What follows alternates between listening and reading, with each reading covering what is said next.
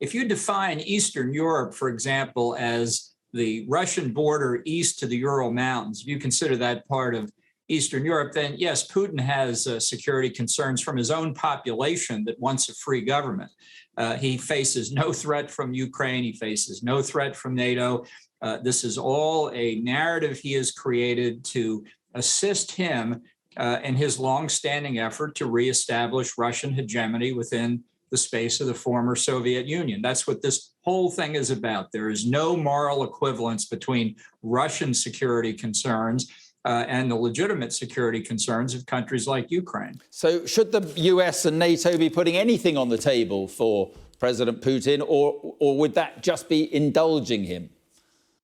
I think he sees weakness in the West. I think he sees the U.S. withdrawal from Afghanistan as a major sign of American retrenchment. He can see the evident divisions in NATO today. Another proof he doesn't have any security concerns is that NATO can barely walk and chew gum at the same time. The Germans have all but declared themselves pacifists. The French are not being helpful.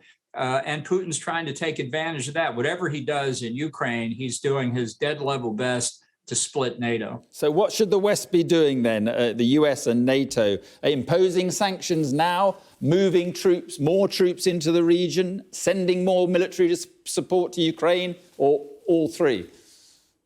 Well, I've been saying all three for about a month now. Look, the effort that NATO has undertaken is to deter Putin from engaging in military hostilities against Ukraine, essentially by threatening punishment after the invasion takes place. For the reasons I just said, I don't think Putin gives any credibility to those threats. He faced similar threats when he annexed the Crimea and essentially took control of Eastern Ukraine in 2014, and I'm worried he thinks he can get away with it again. I think the first thing that we ought to do, and Germany stands in the way, is we ought to tell Putin no natural gas will ever flow through that pipeline unless and until all Russian military forces are withdrawn from all countries in Europe that object to their presence. So that's a good starting point. Do you think American and British troops should be sent into Ukraine, or would that be a step too far? No, I think we should send U.S. and other NATO forces into Ukraine. We've got some there now training and assisting the Ukrainian military. I'm not saying we should send these forces in to fight, but I think it would be very instructive to Russian generals looking through their field glasses across the Ukrainian border to see some American and British flags and say to themselves, I wonder what that means. Yeah, I'm interested in this. How do you think, you served under him, how do you think Donald Trump would be dealing with this? He had a curious relationship with Putin. Well, he's already said that he doesn't favor many of the steps Biden has taken. Look, Trump doesn't think in policy terms. It's sort of foolish talking about what his reaction would be, because it won't be in any kind of policy-oriented sense. It will be an opportunity to criticize Biden. You know, for example, in the case of Afghanistan, Trump would have withdrawn from Afghanistan too, but he criticized Biden for the way it was done. And I think you'll see something similar here too. I mean, he's hinting, I see hinting on the golf course that he'll run in 2024. What would your view be of that? I don't think he's going to run in 2024. He doesn't want to lose again. He doesn't want to go down in history as a loser. He will talk about it incessantly until the very last minute, when I think he will try to be a kingmaker among Republican candidates for the nomination, but I don't think he'll run again. You don't. And just to come back to Ukraine, how do you see this, given where we are this evening, how do you see this playing out in the coming weeks? How do you view it?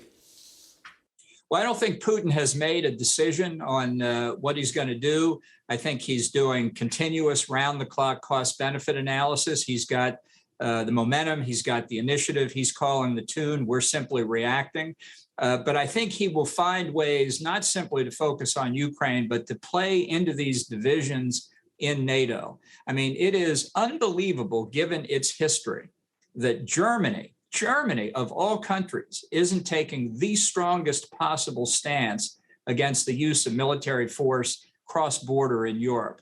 Putin sees that, and he will try and build on it and increase the tension within NATO, reducing NATO increases Russian influence. It's Right. a pretty straight equation. OK, 30 seconds left. I mean, you're worried about unity in NATO, with Germany and so forth. Are you worried about Boris Johnson's eyes being off it because he's got all his domestic problems here with lockdown parties and so forth?